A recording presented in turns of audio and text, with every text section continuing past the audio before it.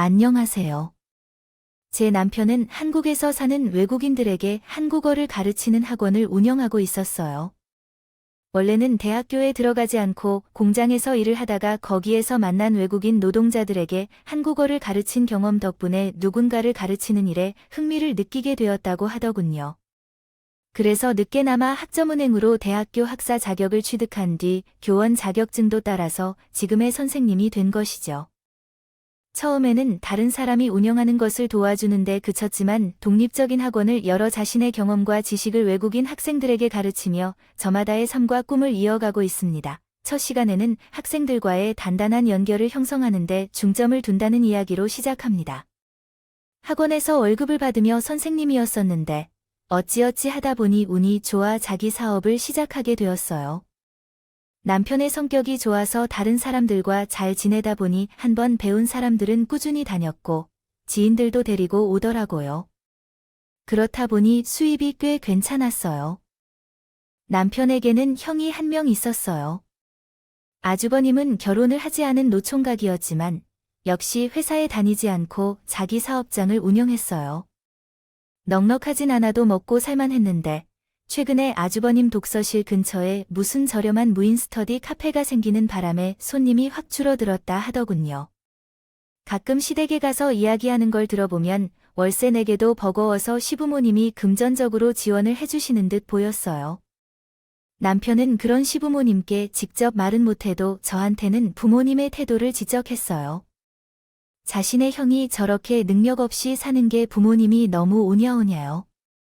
힘들었어요. 저는 항상 여자들이 자기 집에 있는 게 더 편할 것 같지 않냐는 말들을 들었지요. 그런데 아주머님이 비록 부모가 다른데 결혼을 한 딸이라 하더라도 이런 여자가란 귀한 딸을 외손녀처럼 대한다 보니 속 시원하네요. 요즘은 그렇게 생각을 억누르려고도 하지 않고 아주머님이 제게 너무 좋아하셔서 제가 울고 싶을 때 들어주시고 조언도 잘 하시고 도와주시는 게 너무 좋습니다. 꺼졌어요. 그 이유는 제가 시댁에 갈 때마다 시어머니가 아버님에게 소개해줄 여자 좀 주변에서 찾아보라고 달글 하셨기 때문입니다. 예, 주변에 괜찮은 처자 있으면 그냥 소개 좀 시켜주라고 저번부터 말했는데 어째 한 번에 소개해준다는 말이 없어요. 제 친구들은 다 결혼했어요. 아직 결혼 안 한 애들은 정말 독신이 그요.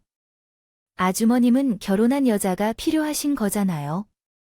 그러니 아주머님에게 소개해야 될 사람이 없네요. 꼭 결혼을 전제로 만나지 않아도 되니까 소개팅이나 좀 시켜줘라. 맨날 독서실 가서 일하거나 집에 틀어박혀서 텔레비전만 보니 내가 답답해서 말이야.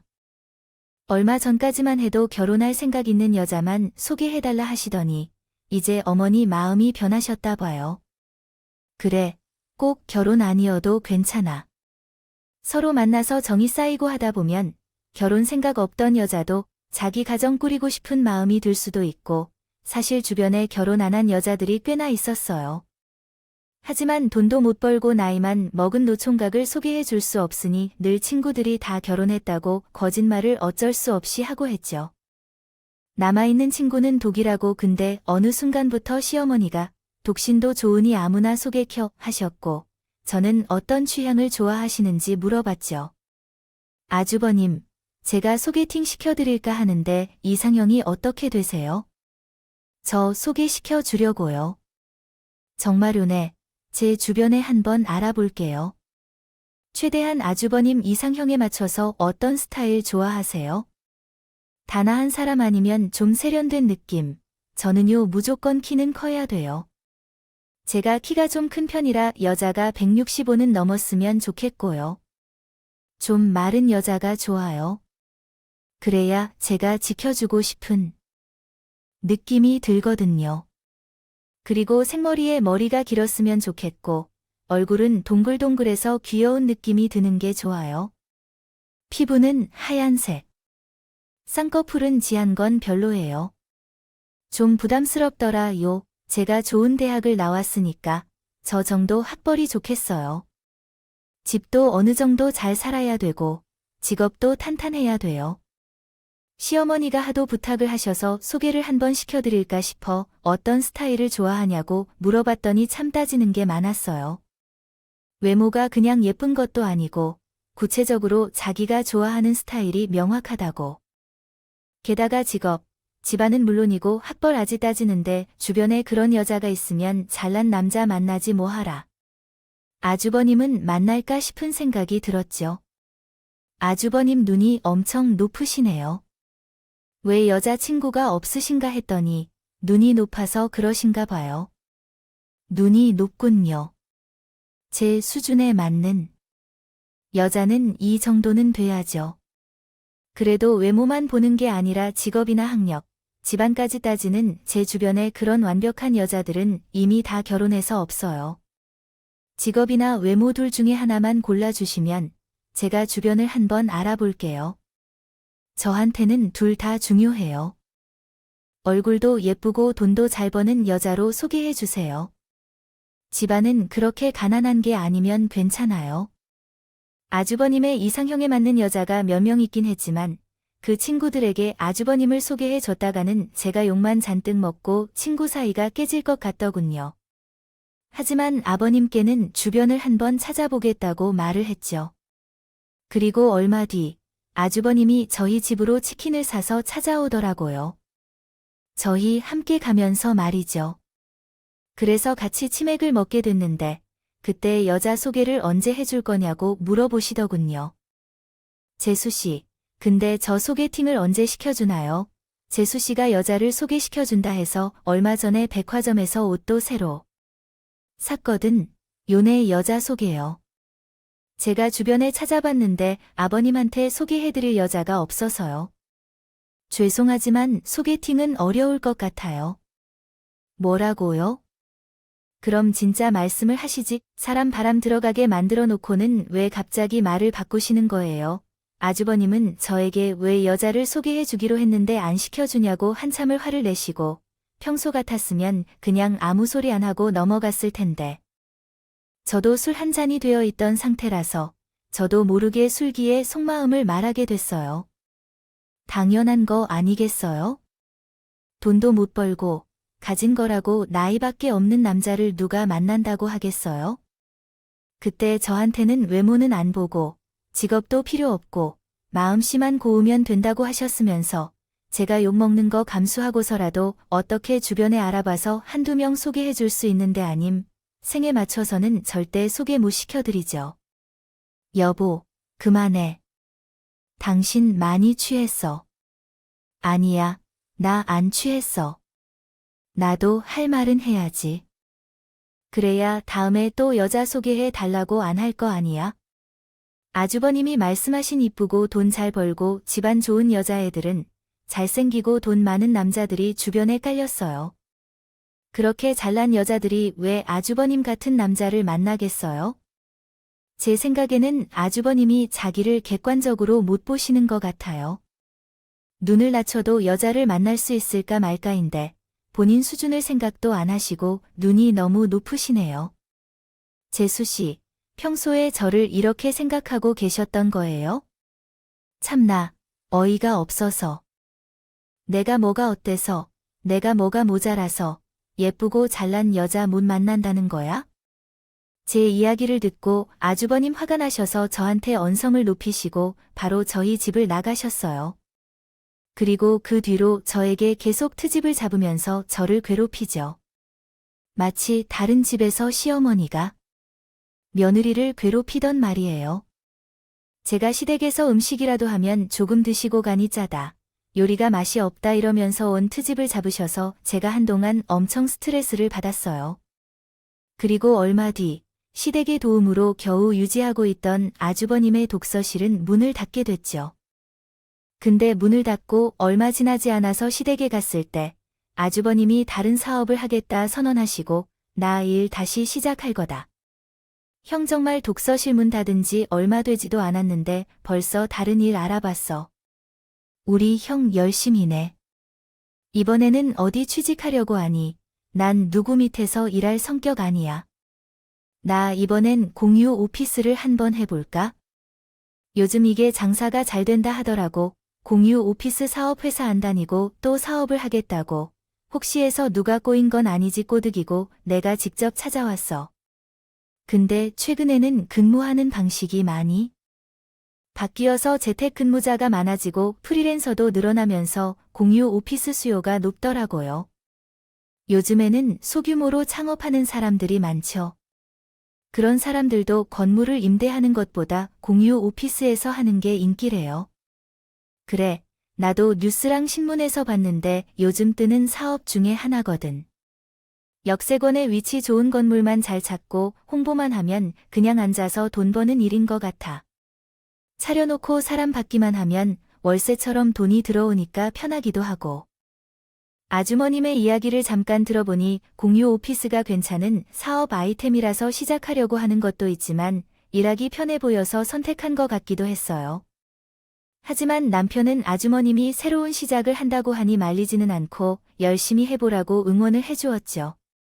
그러니 아주머님이 공유 오피스에 대해서 장점을 늘어놓고는 미래의 유망한 사업이라는 둥 이야기를 쭉 하더군요. 흡사 공유 오피스 투자 설명이 같았어요. 저와 남편은 그냥 고개만 끄덕이고 듣고 있었죠. 이야기가 끝난 뒤 아주버님은 자기 속내를 가감없이 드러냈고 저와 남편은 눈이 휘둥그레질 수밖에 없었어요. 동생아, 들어보니 어떠냐? 공유 오피스 괜찮은 사업 아이템이지. 전망도 밝고 말이야. 그렇네. 확실히 독서실 돈을 잘 수 있다. 독서실은 잽도 안 되지. 규모부터 달라. 큰 건물에다 넓은 평수로 차릴 예정이거든. 근데 말이야, 자본이 부족해서. 그런데 내가 투자 좀 해줘라. 엄마 아빠 돈으론 부족해. 알고 보니 아주버님은 돈은 없는데 사업 계획만 세우셨다고. 공유 오피스는 사람들이 출퇴근하기 편한 역 잡고 시설 좋고 넓은 건물에 차려야 장사가 잘 된대요. 그래서 기본적으로 월세가 많이 드는 사업이다. 그요. 근데 아주버님은 독서실. 투자해보세요. 형한테 투자할 만큼 여유자금이 없어서요. 너 어릴 때 형한테 공부 배우고 했던 거 생각해봐라. 그거 아니었으면 내가 고등학교를 졸업할 수 있었겠어? 그때 배운 거 밑바탕으로 내가 선생질 할 수 있는 건데 그거 보답한다고 생각하고 형한테 투자 좀 해. 사업할 돈이 없으신 거면 직접 벌어서 돈을 모은 다음에 하시면 되는 거죠. 그게 싫으시면 그냥 다른 회사에 취직하는 것도 좋고요. 죄송하지만 저희도 돈 못 내드려요. 시어머니와 아주버님이 계속해서 저희를 설득했지만 저와 남편은 아주버님의 사업에 투자하는 것을 어려울 것 같다고 말할 수밖에 없었어요. 그간 아주버님이 문을 연 가게가 조이 5개는 없는데 대부분 1년도 가지 못해서 문을 닫았거나 보니 물론 공유 오피스라는 것 자체의 미래 전망은 밝았지만 과연 아주버님이 제대로 운영을 해서 돈을 벌 수 있을지는 의문이라 선뜻 돈을 투자하기 어려웠어요. 근데 저희가 시댁에 갈 때마다 계속해서 아주버님의 사업에 투자하라고 말씀을 남편에게는 결혼도 못하고 저렇게 혼자 지내는 형이 불쌍하지도 않냐. 능력이 있어야 결혼도 할 수 있는데 좀 도와줘라.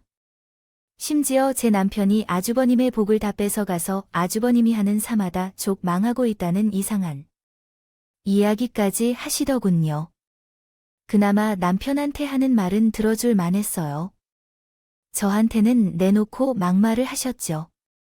여자를 집에 잘 들어야 되는 건데 며느리가 잘못 들어와서 형제 사이를 다 갈라놓네. 어머니, 제가 형제 사이를 갈라놓다니 말씀이 너무 지나치신 거 아니세요? 내가 갈라놓는 거지. 그럼 뭐냐?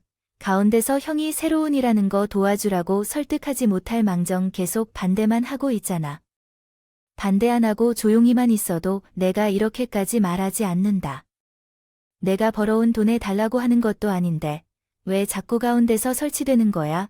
주방에서 같이 식사를 준비할 때면 저에게 막말을 하시면서 시집살이를 그렇게 시키시고 게다가 아주버님은 남편에게는 살살거리면서 모아둔 돈으로 투자해달라고 부탁을 했는데 하지만 저를 대하는 태도는 완전히 달랐어요.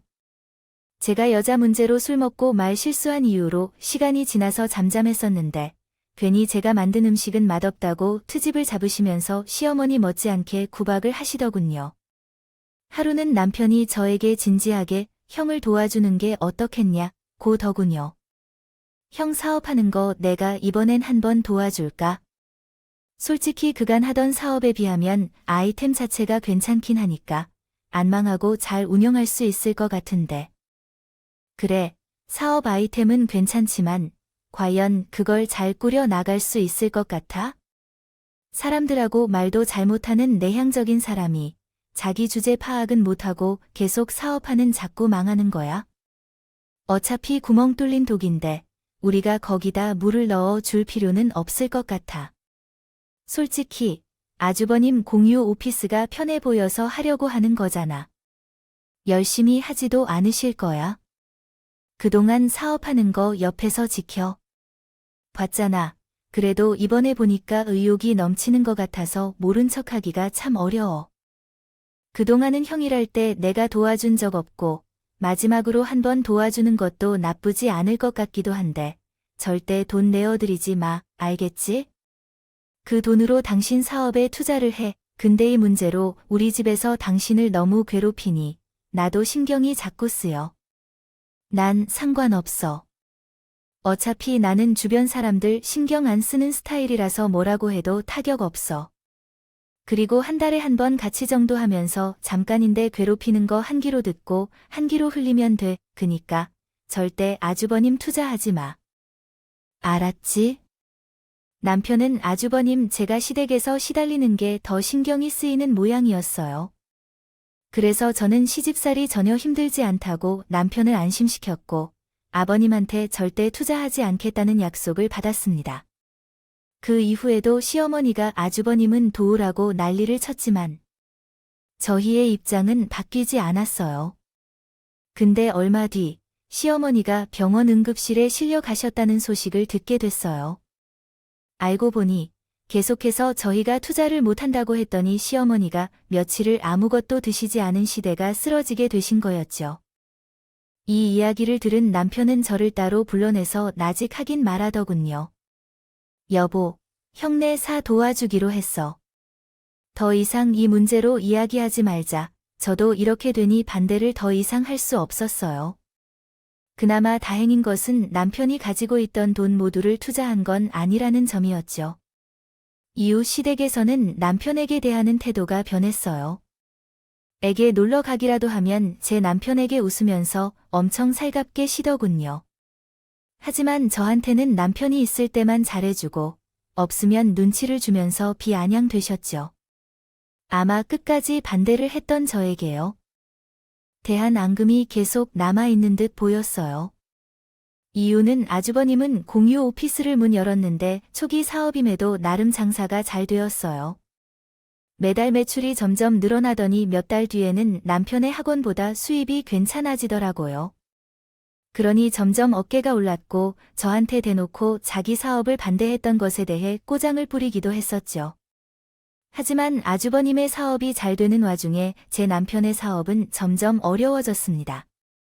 당장 다음 달 학원 선생님들의 월급이 어려울지에 대하여 저는 바로 시어머니께 달려갔어요. 어머님, 요즘 남편의 사업이 좀 어려워서요. 지금 당장 현금이 좀 부족한 것 같은데 좀 도와주세요. 뭐, 돈이 없어. 왜 내 남편하고 잘 되는 거 아니었냐? 최근에 전 세계적으로 여기고 있잖아요. 아무리 그래도 한국의 외국인들도 오지 않으니 신규 학생은 안 늘어나는데 다니던 외국인들도 다 자국으로 들어가 버려서 수강생 수가 확 줄어들었거든요. 지금 상황만 좀 버티면 다시 잘 될 거예요. 그래, 그럼 좀 더 버텨봐라. 나도 지금 내어줄 돈이 없어네. 저번에도 그렇게 말씀하시고는 아주 사실은 목돈 내어 주셨잖아요. 솔직히 가지고 있는 현금 있으시잖아요. 지금 당장 현금이 부족해서 다음 달 선생님들 월급이랑 학원 월세 내기가 어려울 것 같아요. 조금만 도와주세요 말이야. 힘들다 어쩐다 하지만 솔직히 너네 나한테 손 안 벌려도 잘 헤쳐나갈 수 있잖아. 큰아들 사업이 더 잘 되면 다 알아서 챙겨줄 텐데 조금만 더 버텨봐라. 나도 돈이 없어서 그래. 시어머니한테 고개 숙이고 아쉬운 소리를 했지만 시어머니는 돈이 없다는 말만 되풀이 하시더군요. 내가 어머니 만나고 왔는데 돈이 하나도 없으시대. 진짜인지 거짓말인지 잘 모르겠지만 바로 돈을 받을 순 없을 것 같아. 그래요. 아쉬운데 주변에 돈을 빌릴 데도 없고 큰일이 났네요. 그러지 말고 아주머님 좀 빌려봐요. 아주머님께서 사신 지 얼마 되진 않았지만 자리를 잘 잡고 계신 것 같은데 우리에게 빌려줄 돈은 있지 않으실까요? 그게 저번에 살짝 돈 좀 빌려달라는 식으로 말했더니 그 뒤로 제 연락을 도통 받지 않아서 말이에요. 집에 찾아가도 눈 없다고 하더라고요. 아이 고비만 잘 넘기면 괜찮아질 텐데 남편이랑 저는 하염없이 전염병이 없어지기를 기다릴 수밖에 없었어요. 하는 수 없이 집을 팔아 월세와 선생님들에게 월급을 주게 됐어요. 그렇게 몇 달을 버티다가 남편은 결국 학원을 폐업하게 됐습니다. 그때가 딱 명절이어서 시댁에 모이게 됐고 남편과 저는 결국 대판을 벌였어요. 근데 하늘도 참 무심하시지. 우리가 폐업을 하고 얼마 뒤 역병 감염자 수가 줄게 되면서 하늘길이 열리고 다시 예전처럼 세상이 돌아가게 됐어요. 이후에 남편은 다시 일을 시작할 때가 되었다며 이것저것 알아보다가 해외에 나가 사업 아이템을 찾아보겠다더군요. 그러면서 저도 3개월 안에는 돌아오겠다고 약속을 하고 외국으로 출국하게 됐습니다. 그렇게 저는 혼자 아이와 지내게 됐어요. 근데 남편은 약속한 3개월이 지나도 한국으로 돌아오지 않았습니다. 조금만 더 해외에 머무르면서 알아봐야 할 것들이 남아있다고 하면서 말이죠. 그 사이에 모아둔 돈도 다 떨어져 나갔고 어쩔 수 없이 저는 생활 마련을 위해서 일자리를 찾아야 되는 상황에 이르렀어요. 하지만 아무런 경력도 없는 아줌마를 아무 데서도 고용해주지 않더군요. 매일같이 일자리를 알아보고 있는데 문득 시댁 사람들이 생각났어요. 자기네들이 힘들 때는 그렇게 매달리더니 저희가 힘들 때는 본체도 안 했던 게 너무 괘씸하다 생각이 들더군요. 에서 조금만 도움을 주었다면 남편 학원이 폐업을 할 일도 없었고 지금처럼 가족이 떨어져 지내지 않아도 되었을 텐데 이런 생각이 계속 떠올라서 결국 시댁에 찾아가 시어머니께 따지게 됐습니다. 저희 힘들 때 조금만 도와주셨으면 저희가 지금 형편이 이렇지 않을 거예요. 아주머님은 사업이 망해도 믿고 큰애 톡톡 내어주시더니 어쩜 저희한테는 한 푼도 안 주시나요? 그 덕에 지금 남편은 해외에 나가서 일구하느라 동동거리고 있고 저는 생활비가 없어서 이 나이 먹고 아르바이트라도 해야 될 판이에요. 저는 시어머니가 말할 틈도 없이 계속해서 그동안 서운했던 것들을 다 쏟아냈죠. 시어머니는 자신이 저를 말릴 수 없다는 걸 깨달으셨으면 을 집으로 부르시더군요. 어머니한테 전화로 대충 얘기는 들었는데 대체 형편이 얼마나 어렵길래 여기까지 와서 울며불며 난리를 치는 거예요. 저는 시어머니께 했던 얘기를 다시 아주버님께 되풀이했죠. 아주버님은 거만하게 제 이야기를 듣더니 자기가 일자를 주겠다며 내일부터 자기 사업장인 공유 오피스 나오라고 말하더군요. 그러고는 걱정하지 말라고 제 어깨까지 두드려 줬어요. 그래서 다음날 아침 일찍 아주머니 회사에 나가는데 글쎄 제 손에 빗자루를 쥐어주시는 게 아니겠어요. 저는 당황의 돌처럼 가만히 서 있을 수밖에 없었네요. 왜요? 청소는 싫어요. 이거 말고는 제가 씨한테 시킬 수 있는 게 없어요. 컴퓨터도 할 줄 모르니 사무실도 시킬 수 없고 공유 오피스가 어떻게 돌아가는지 모르니 입주한 사람들 상담 업무 시킬 수도 없잖아요. 지금 당장 돈 벌 수 있는 건 청소일 밖에 없는 것 같네요.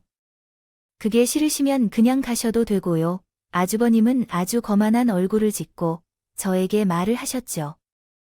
당장에 빗자루를 내동이 지고 싶었지만 당장 다음 달 생활비가 없으니 일을 할 수밖에 없었어요.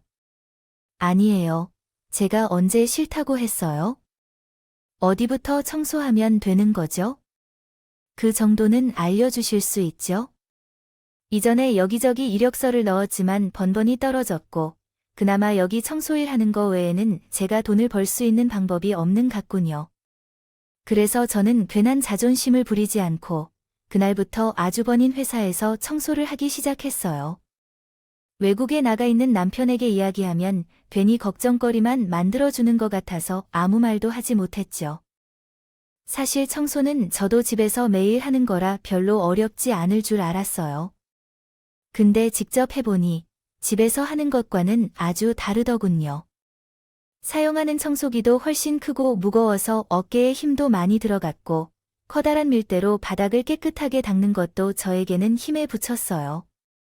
게다가 공이 오피스는 24시간 운영을 하고 있어서 제가 청소를 하는 아침 시간에도 이용객들이 있어 조심해서 청소를 해야 됐어요. 제가 청소하고 있는 구역에 이용객이 오면 잠시 자리를 비켜주고 사람이 없는 곳을 먼저 청소했어요. 게다가 혼자서 정해진 시간 내에 청소를 하기에는 공간도 너무 넓었어요. 그렇다 보니 늦어도 오전시까지 청소를 마쳐야 되는데 저는 손에 익지도 않은 일이라 첫날에는 시가 되었어야 겨우 청소를 마칠 수 있었어요. 오늘은 첫날이니까 늦게 끝나도 뭐라고 하지 않을게요. 하지만 내일부터는 늦어도 시까지 청소 완료해 주셔야 돼요. 보통 사람들이 시부터 많이 일하러 오거든요. 청소해봐서 알겠지만 청소할 때 도구들 소음이 너무 커서 일하는데 방해가 돼요. 또 재수 씨가 청소하고 있으면 이용객들도 불편해하고요. 그러니 최대한 빨리 꺼낼 수 있도록 해주세요. 알겠어요. 네, 알겠어요. 오늘은 처음 하는 것이라 양해 부탁드립니다. 일이라서 손에 익어서 오래 걸렸어요. 내일부터는 조금 더 빨리 하도록 노력할게요.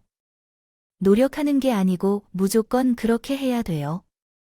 혹시라도 며칠 일해보고 시까지 못 보낼 것 같으면 차라리 출근 시간에 시보다 더 일찍 와서 청소를 시작하도록 하세요. 아주버님은 생전 본 적 없던 너한 얼굴을 하고는 저에게 말을 하더군요. 왠지 모르게 위압감을 느꼈어요. 저도 다음 날부터는 최대한 빨리 하려고 노력했지만 매번 9시간 넘어서 일을 끝내면서 그런 저를 보면서 아주버님은 빨리 하라고 달을 했고 하도 저를 무시하는 말을 하길래 더러워서 당장 때리고 싶었지만 돈이 궁한 상황이니 연신 죄송하다 말을 하는 수밖에 없었습니다. 그렇게 일주일째 청소를 도와주고 있는데 제가 큰 실수를 저지르고 말았어요. 청소 막바지에 쓰레기통을 비운 것을 들고 가다가 사람들이 모여 있기 시작했어요. 있는 로비 같은 공간에 제대로 엎어버렸고 바닥 여기저기에 쓰레기가 흩어져 버렸어요. 하필 9시가 넘은 시간이어서 사람들도 꽤 많이 모여 있었죠. 탕비실 같은 공간에 있던 쓰레기들이다 음식물도 함께 들어있는지 바닥에 떨어진 쓰레기에서 음식물 썩는 데까지 진동을 하더군요. 거기에서 집중해 일을 하던 사람들은 일제히 코를 막고 소리를 지르며 자리를 황급하게 피하더군요. 마침 그때 아주버님이 옆을 지나면서 그 상황을 목격해 버린 겁니다. 얼굴을 잔뜩이 풀린 채로 제 앞으로 걸어와서 소리를 지르며 손가락질을 하시더군요. 지금 대체 뭐 하는 겁니까? 아유이 썩었네. 그러니까 내가 9시 전에 다 끝내라 했죠. 9시 전이었으면 사람도 별로 없을 때라 제가 이렇게까지 화내지 않을 거예요. 당 때문에 지금 여기서 일하는 많은 사람들이 다 나가 버렸잖아요. 사람들 없을 때 눈치껏 청소 좀 하지. 대체 뭐 하는 거야? 죄송합니다. 제가 손이 미끄러지는 바람에 쓰레기 봉지를 놓쳐서 그만 실수를 했어요. 이따 뭐 혼나. 청소하는 게 그렇게 어려워요? 지금 여기서 일한 지가 벌써 일주일째인데 아직 제 시간에 끝내지도 못하면서 이렇게 큰 실수까지 하는데. 에휴 진짜 가족만 아니면 당장에 자르고 싶은데 제가 참는 겁니다. 진짜 저한테 고마워해야 돼요. 죄송합니다. 저는 죄송하다는 말을 하면서 아주머님 앞에서 고기만 푹 숙이고 있었어요. 대체 언제까지 이렇게 있을 거예요? 죄송하다 소리할 시간에 당장 저 쓰레기나 치워요.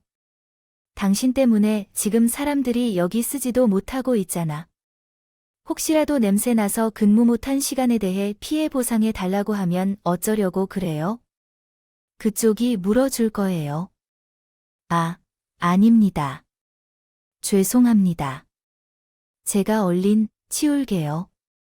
내일부터 새벽 5시에 와서 청소하고 8시에 끝내주세요. 혹시라도 9시 넘어서까지 청소하면 월급에서 돈을 깎을 테니 그렇게 하시고요. 아주머님은 제가 쓰레기를 치우는 동안 도와주기는커녕 옆에서 서서 저에게 계속 호통을 쳤어요. 앞으로 이렇게 늦게까지 일을 하면 월급을 깎아 버린다고 하고, 짝까지 놓더군요. 그때 제 남편이 저 멀리서 그 모습을 보고 부들부들 떨고 있는 게 보였어요.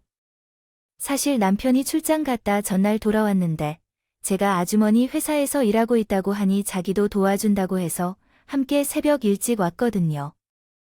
근데 저와 잠깐 일을 해보더니 이건 한 명이 할 수 있는 일이 아니라 일주일 동안이 넓은 곳을 아침 청소를 혼자만 시켰냐고 화가 잔뜩 나 있는 상태였어요. 근데 아주버님이 제가 실수를 해서 저에게 손가락질하며 소리를 지르며 함부로 하는 걸 남편이 보고는 단단히 화가 났다 모양이더군요. 아주머님의 호통이 그칠 줄 모르자 남편은 저 멀리서 성큼성큼 다가와서 아주머님께 따지기 시작했어요. 형, 왜 남의 와이프한테 이렇게 함부로 대하는 거야? 우리가 계약서 쓴 거 기억 안 나? 분명히 내가 투자할 때 조건으로 우리 와이프한테 잘해줘야 된다고 항목을 썼잖아. 너 한국 언제 들어왔어? 그리고 내가 여기서 대체 뭐 하고 있는 거야? 나 어제 한국 들어왔어. 근데 와이프가 형네 회사에서 일하고 있다 하잖아. 그래서 공유 오피스 어떻게 돌아가고 있나 와서 볼 겸 와이프 일 도와주러 함께 왔지. 근데 형이 이렇게 계약서를 어기고 내 아내한테 소리를 지르면 막말하고 있네. 이거 계약 위반인 거 알고 있지? 사실 남편이 아주머님 사업에 그냥 열심히 모은 돈을 내어주는 건 아니었어요.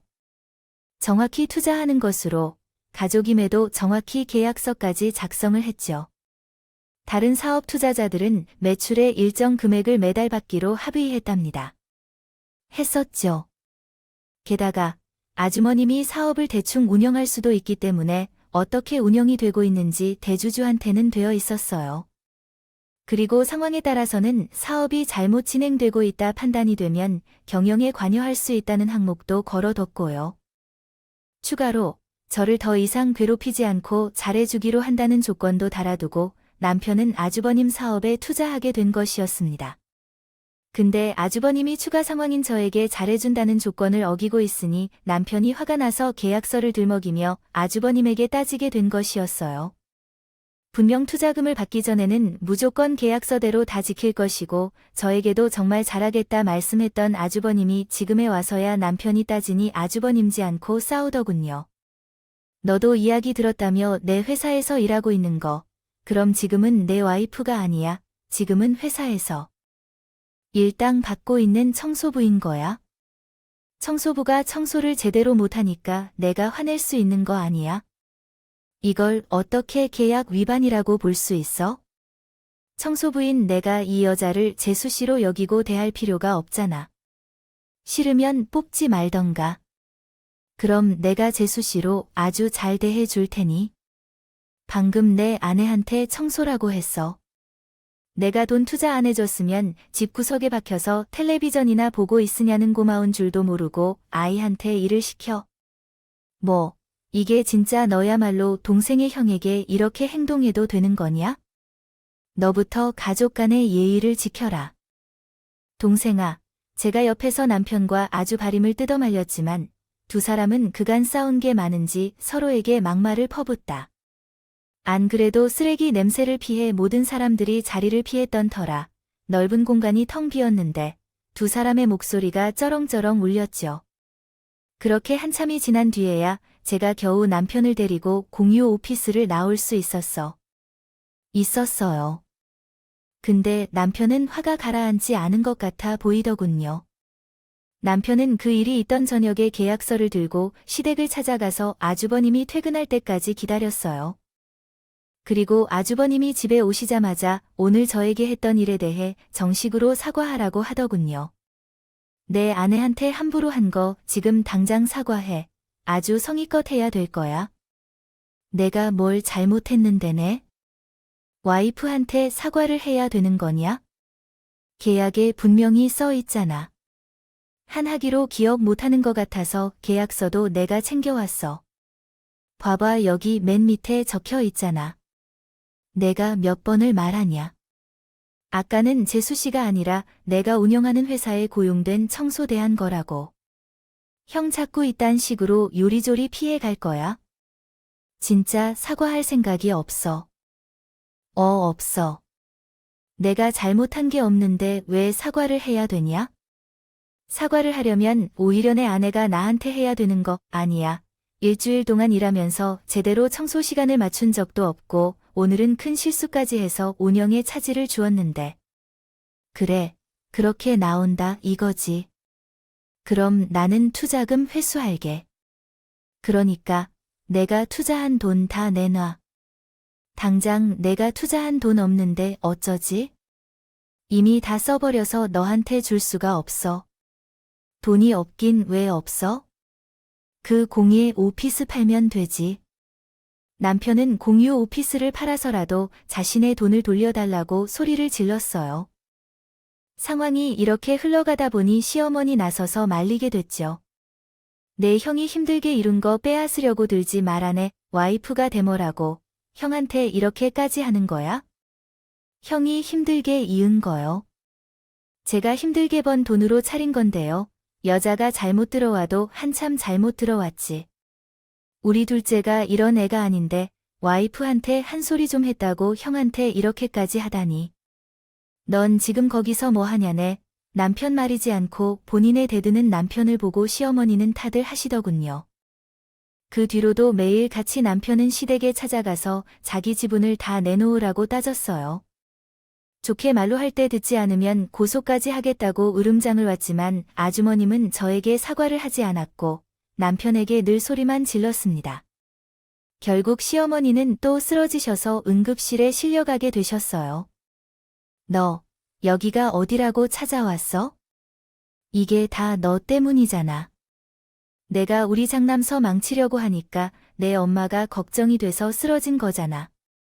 너 나가라.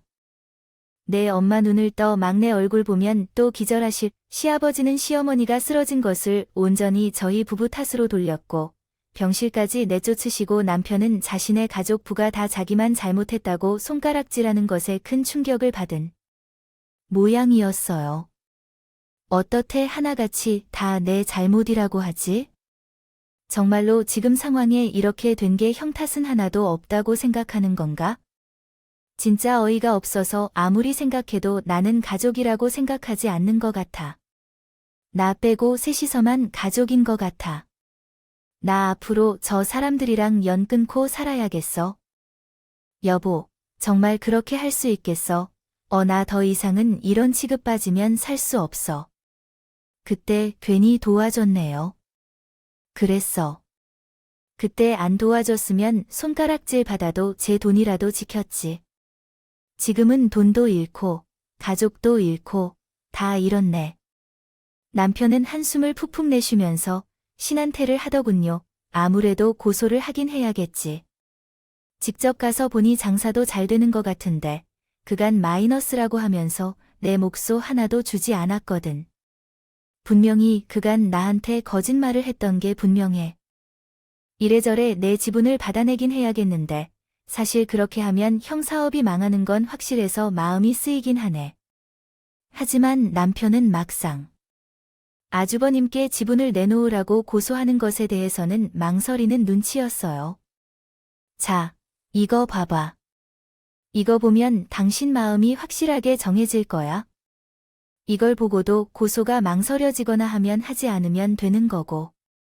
만약 이걸 보고 당신의 형을 고소하고 싶으면 그렇게 해. 저는 고민하고 있던 남편에게 서류 뭉치를 건네요. 그건 제가 아주버님 사무실을 청소하다가 발견한 세무 자료였습니다. 파쇄기에 넣으려고 했다가 그 내용을 보게 되었죠.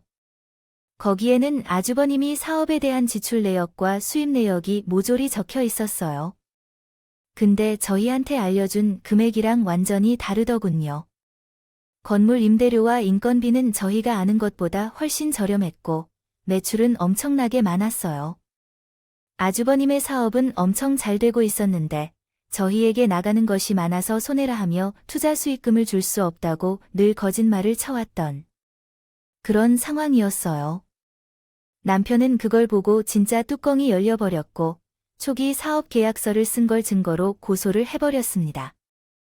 그리고 자기가 투자한 투자금 전액과 그동안 주지 않았던 이익금을 이자까지 붙여서 내놓으라고 요구했죠. 재판 결과는 졌습니다. 하는 수 없이 그 돈을 지급해주기 위해서 아주버님은 공유 오피스를 정리할 수밖에 없었어요. 하지만 그 이야기를 들은 시댁에서는 아주버님에게 잘못했다고 나무라기보다는 오히려 저희 집에 찾아오셔서는 남편에게 화를 시더군요. 그 모습을 보고 남편은 정말로 자기 가족들과는 인연을 끊어버렸어요.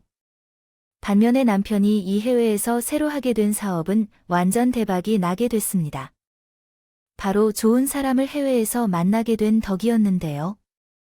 예전에 남편이 공장에서 일할 때 한국어를 가르쳐준 태국인이 바로 그 인연이었기에 한국어를 배워서 한국에서 생활하기가 아주 했대요. 게다가 그 사람이 형편이 어려울 때는 남편의 고시원비 사장이 외국인 노동자들의 돈을 떼어 먹으려고 할 때는 나서서 사장에게 돈을 받아주고 했다고 하더군요. 그렇게 한국에서 친형제처럼 잘 지냈던 태국인은 몇 년 한국에서 일하다 본인 고향인 태국으로 돌아가면서 아쉽게도 연락이 끊기게 되었다고 합니다. 근데 남편이 태국에서 한국어를 가르치는 학원을 알아보던 중 그때 그람을 다시 만나게 된 것이었죠. 한국에서 태국으로 돌아간 뒤 한국어 선생님으로 일하고 있었던 것이에요.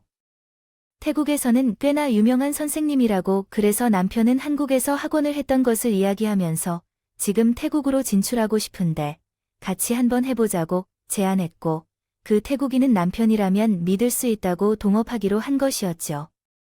이미 선생님으로 자리를 잘 잡고 있던 사람과 일을 함께하니 무리 없이 그곳에서 자리를 잡을 수 있었어요. 게다가 한국 연예인들의 인기가 많아서 한국어를 배우겠다는 사람들도 넘쳐나서 남편 사업은 기하급수적으로 성장하게 됐네요. 아주버님은 공유 오피스 사업이 망한 이후에 다른 일을 하지 않고 있다더군요. 아직도 백수로 생활하면서 늙은 자기 부모님한테 빌붙어서 노총각으로 늙어가고 있대요. 제가 볼 때는 아주버님 문제가 있지만 늘 오냐오냐 키운 시부모님 탓이 제일 크지 않은가 싶습니다.